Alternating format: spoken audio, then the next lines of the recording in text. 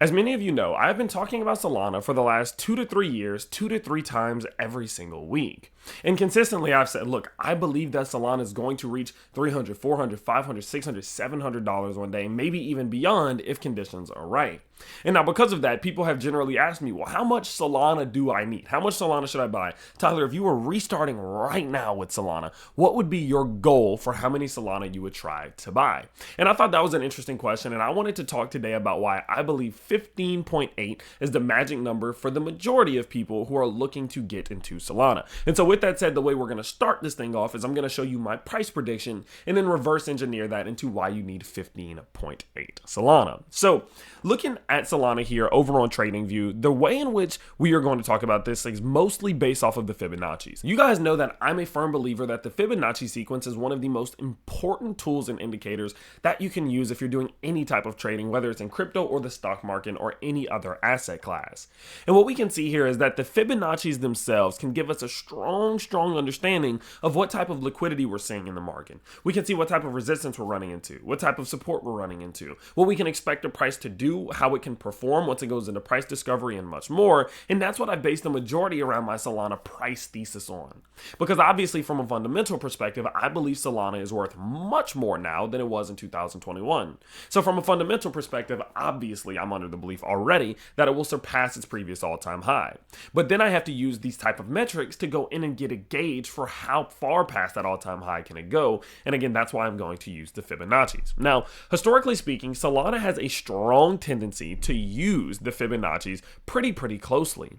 And what you can see here is we're actually going to just check out what the Fibonacci's have done historically so you can get an idea of how it can go moving forward. Now, what we're going to do is we're going to first start off with this very first interaction that Solana ever had, in which is set in this macro high all the way down to this macro low. And what you can see here is that if you set your swing high down to your swing low here for Solana, we actually got something pretty damn interesting. When we got this move to the upside, Solana immediately established that the 1.618 level was going to be extremely important. Okay, extremely important. Usually in this first move to the upside, you're going to get a very far up high extension. And then generally as time goes on, you're not going to get as much of an extension going forward, obviously, because you're kind of going to see the market cap getting higher and higher, meaning it's harder to grow. Obviously, a 10x is harder at a billion than it is at a million, if that makes sense. Now, that kind of set the standard for Solana, that we need to watch out for the 1.618. That's kind of your beginning function. And why do I say that is because, look, we got up to the 618 to 786 box, which is the strongest point of resistance or support in any crypto chart. Okay, so clearly we're going to slow down there. Once we broke out of that, we went straight up, basically. Straight up. And the moment we slowed down was after we cleared the 1.618 box, which is where we had to build support for months before looking to then continue to the upside. So that establishes that Solana is an interactor with the 1.618 Fibonacci zone. Very simple, very basic. Now let's go on a little bit further. What you can see here is that we then got the next run. On the next run, what we can see is that if we just draw in this Fibonacci, swing high down to swing low, something extremely similar happened. But then we got a new interaction. The new interaction we got was actually at the 1.272 zone. As you can see here, we got Solana setting in this high, Solana setting in this low. It bounced up to the 618 to 786 box, which historically is the strongest point of resistance on a chart for crypto, right? We got rejected, we came back down, then we made the move to the upside. Once we made the move to the upside, we did somewhat slow down around the 618 to 786 box, but we did eventually, of course, use that to go straight upwards once we broke out of it. Off the breakout, we went straight up until a point in which we ran into resistance.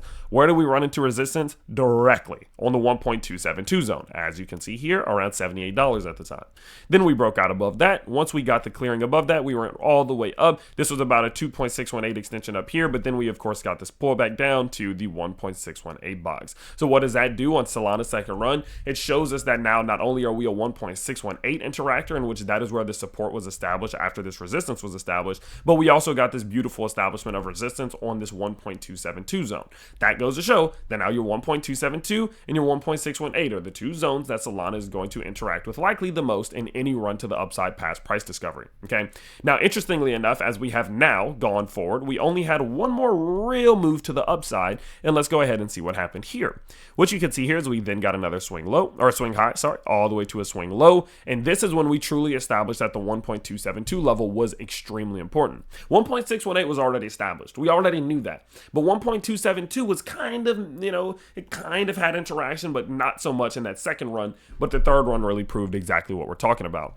In this third run here, of course, we saw the swing high down to the swing low, 618 to 786 bucks, the strongest level of resistance in a crypto chart, got rejected down by it. Once we broke above it, we immediately went to price discovery. Where did we end price discovery? Directly on the 1.272 bucks, confirming and solidifying that this is a strong point for Solana. So now we know the 1.272 and the 1.618 Fibonacci extension zones are the most important Fibonacci extension zones for Solana in general.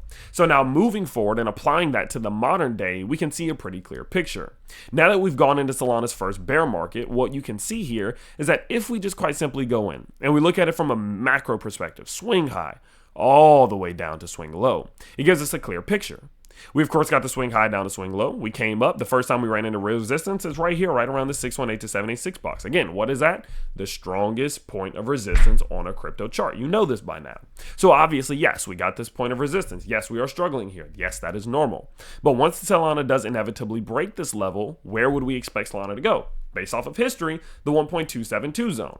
The current 1.272 zone at minimum is currently sitting at $650. 1.618 sitting at $2,100, which is why I've told you before that in a crazy market, I'm not going to say that's out the picture. If crypto is a $15 trillion market, I could see Solana being a $2,000 crypto. You know, huge market cap at that point, but it's not out of the realm of possibilities. And so with that in mind, obviously that puts us in a position in which we could assume that at least we should see a 1.272 Fibonacci extension on Solana, or currently a push to $650. Now, before we do continue into the video, I did want to remind you guys, we do have this limited time deal over with DeepCoin exchange down in the links below. If you deposit $100 on their exchange, you're going to get $20 completely for free to do whatever you want with.